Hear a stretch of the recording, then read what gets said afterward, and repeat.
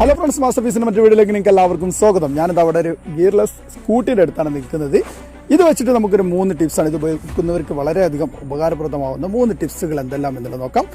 അപ്പം master piece എന്ന് പറയുന്ന ഒരു ചാനൽ സബ്സ്ക്രൈബ് ചെയ്യാത്തൊരു സബ്സ്ക്രൈബ് ചെയ്ത് നോക്കുക. കൂടുതലായിട്ട് പറഞ്ഞാൽ നമുക്ക് നേരെ ഈ ടിപ്സിലേക്ക് കിടക്കാം. അപ്പോൾ ഗൈസ്, ഒന്നാമത്തെ ടിപ്സ് എന്ന് പറയുന്നത് സാധാരണ ബൈക്കുകൾ ഉപയോഗിക്കുന്നവർക്കറിയാം, പെട്രോൾ നമുക്ക് എന്തെങ്കിലും ആവശ്യത്തിന് മറ്റുള്ളവർക്ക് ഒരു ഉപകാരത്തിനും വേണ്ടി നമുക്ക് പെട്രോൾ കഴിഞ്ഞ് കഴിഞ്ഞാൽ നമ്മളെ ടാങ്കിൽ നിന്ന് നമുക്ക് എന്ത് ചെയ്യാം, സാധാരണ അതിൻ്റെ അടിയിലുള്ള പൈപ്പ് ഊരിയിട്ട് കൊടുക്കാൻ കഴിയും. പക്ഷേ ഇതുപോലുള്ള ഗിയർലെസ് ബൈക്കുകൾ, സ്കൂട്ടറുകൾ, അതിൽ നിന്നും നമുക്ക് എന്ത് ചെയ്യാം, നമുക്ക് പെട്രോൾ എടുക്കാൻ കഴിയാത്തൊരു ബുദ്ധിമുട്ടുണ്ട്. കാറിലൊക്കെ വരുന്ന അതേപോലെ തന്നെ പെട്രോൾ ടാങ്ക് അതിൻ്റെ ഉള്ളിലായിരിക്കും. പെട്രോൾ നമുക്ക് ഊറ്റിയെടുക്കാനോ അല്ലെങ്കിൽ മറ്റൊരു ആവശ്യത്തിന് വേണ്ടി എടുക്കാനോ കഴിയാത്തൊരു സംഭവം ഉണ്ടാവും. അതിനായിട്ടുള്ള ടിപ്സാണ് ഒന്നാമതായിട്ട് പറയാൻ പോകുന്നത്. വളരെ സിമ്പിളായിട്ട് ചെറിയ 2 സാധനങ്ങൾ മാത്രം ഉണ്ടെങ്കിൽ നിങ്ങൾക്ക് ചെയ്യാവുന്നതാണ്. അപ്പോൾ ആ ടിപ്സിലേക്ക് ഇറങ്ങും.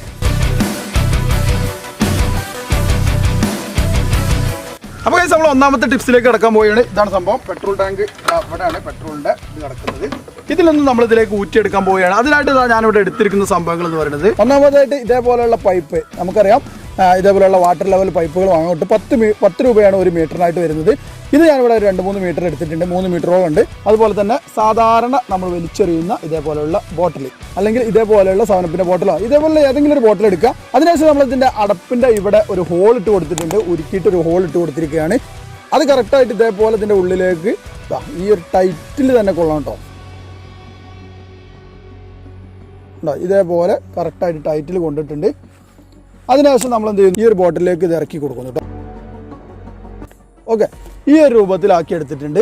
ഇനി പെട്രോൾ ടാങ്കിലേക്ക് ഈ ഒരു അറ്റം ഇറക്കി കൊടുക്കാൻ പോയാണ്. സിമ്പിളാണ്, സംഭവത്തിൽ വെള്ളമൊന്നും ഉണ്ടാവരുത്.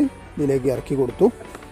അപ്പോൾ ഗൈസ്, സംഭവം നമ്മൾ പെട്രോൾ ടാങ്കിലേക്ക് ഇട്ട് കൊടുത്തു. അതിനുശേഷം നമുക്കിത് കാണാനായിട്ട് ഒഴിവാക്കാം.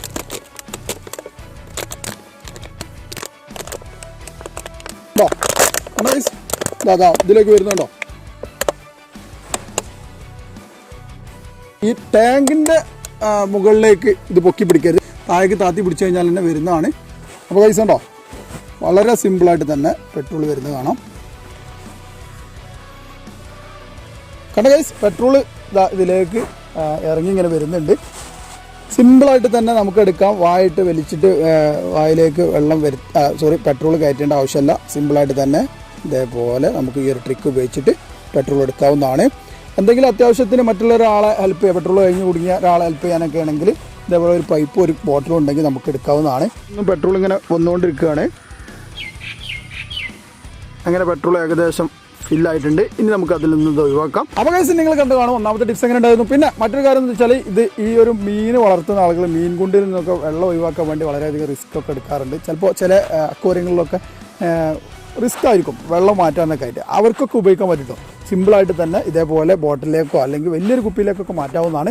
അപ്പോൾ നിങ്ങൾക്ക് മനസ്സിലായിക്കോളും എങ്ങനെ ഉണ്ട് എന്നുള്ളത്. ഇനി രണ്ടാമത്തെ ടിപ്സിലേക്ക് കടക്കാം.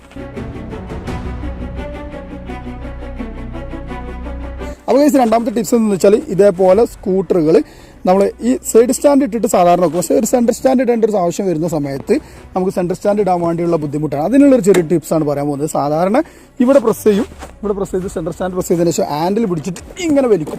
പക്ഷേ അങ്ങനെ വലിച്ചു കഴിഞ്ഞാൽ എത്ര ആയാലും ഇടാൻ കഴിയില്ല. അതൊരു എന്താ പറയുക, അതിൻ്റെ ശരിക്കുള്ളൊരു മെത്തേഡല്ല. അതുകൊണ്ടാണ് അതിനായിട്ടുള്ള ടിപ്സാണ്. സിമ്പിളാണ്, പറഞ്ഞുതരാം. എന്താണെന്ന് വെച്ചാൽ, ഈ ഹാൻഡിൽ കറക്റ്റ് നേരെ ആക്കി പിടിക്കുക. കറക്റ്റ് നേരെ ടയർ അങ്ങോട്ടോ ചിരിക്കാതെ ഡയറക്റ്റ് നേരെ പിടിച്ചതിന് ശേഷം നമ്മൾ സെൻറ്റർ സ്റ്റാൻഡിൻ്റെ ഈ ഒരു ലീഫുമ്മിൽ നന്നായിട്ട് കാലുകൊണ്ട് പ്രസ് ചെയ്യുക.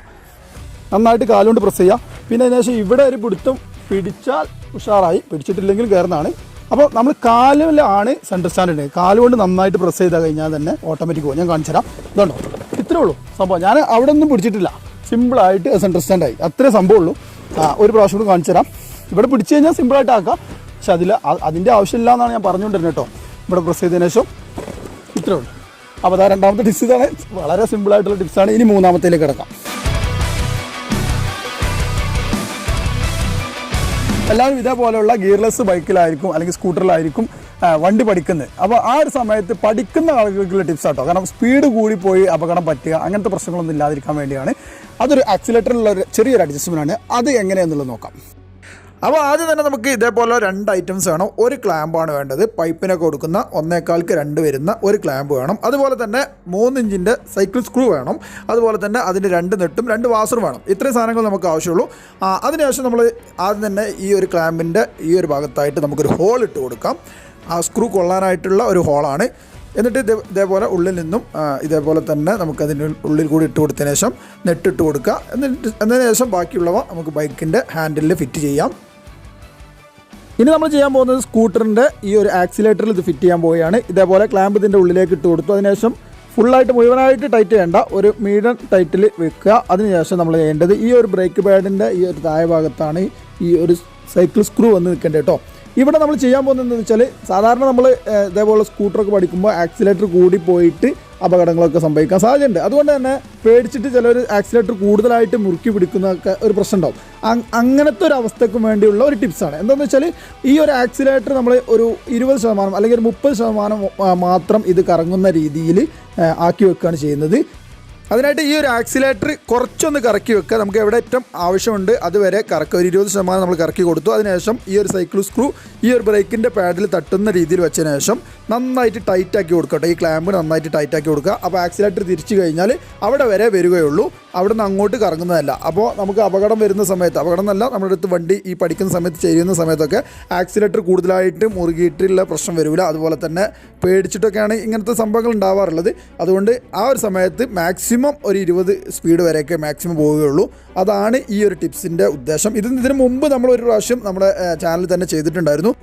പക്ഷേ ഇതൊരു സ്കൂട്ടറിൻ്റെ ടിപ്സ് ആയത് കാരണത്താലാണ് ഞാൻ ഒരു പ്രാവശ്യം നിങ്ങൾക്ക് പറഞ്ഞുതരാൻ കാരണം. നല്ലൊരു ടിപ്സും കൂടിയാണ്. ക്ലാമ്പും ഈ ഒരു സ്ക്രൂ വെച്ച് കൊടുക്കുന്നതിന് ശേഷം പ്രവർത്തിക്കുന്ന രീതിയാണ് ഞാൻ കാണിച്ചു തരാൻ പോകുന്നത്. ഇപ്പോൾ ചെറിയൊരു അഡ്ജസ്റ്റ്മെൻറ്റ്, ഒരു 20 സ്പീഡിലൊക്കെ പോകുന്ന അഡ്ജസ്റ്റ്മെൻറ്റാണ് വെച്ചിട്ടുള്ളത്. നമുക്കൊന്ന് സ്റ്റാർട്ട് ചെയ്ത് നോക്കാം. കേട്ടോ, മാക്സിമം സ്പീഡ് ഇത്രേ പോകുന്നുള്ളൂ, അതിൻ്റെ അപ്പുറത്തേക്ക് പോകുന്നില്ല. അപ്പോൾ നിങ്ങൾക്ക് ഇതേപോലെ അഡ്ജസ്റ്റ് ചെയ്യാവുന്നതാണ്. പല രീതിയിൽ അഡ്ജസ്റ്റ് ചെയ്ത് വെക്കാം. പിന്നെ ഇതിന് സ്പീഡ് കുറക്കണമെങ്കിൽ സ്പീഡ് കുറക്കാം, സ്പീഡ് കൂട്ടണമെങ്കിൽ സ്പീഡ് കൂട്ടാം. അപ്പോൾ ഫസ്റ്റ് സമയത്തൊക്കെ പഠിക്കുന്നവർക്ക് ഏറ്റവും ഉപകാരപ്രദമാവുന്ന ഒരു ടിപ്സ് എന്നുള്ള രീതിയിലാണ് നിങ്ങൾക്കായിട്ട് ഇത് അവതരിപ്പിച്ചു തന്നത്. അപ്പോൾ ഗൈസ്, 3ാമത്തെ ടിപ്സ് നിങ്ങൾ കണ്ടല്ലോ അല്ലേ? എങ്ങനെ ഉണ്ടായിരുന്നു? അടിപൊളിയല്ലേ?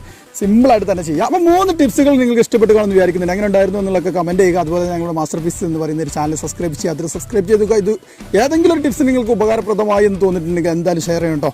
അതുപോലെ തന്നെ നിങ്ങളെ വിലപ്പെട്ട കമൻറ്റുകൾ കമൻറ്റിലായിട്ട് അറിയിക്കുക. നല്ലൊരു കിടിലം വീഡിയോ ആയിട്ട് വീണ്ടും കാണാം. Bye bye.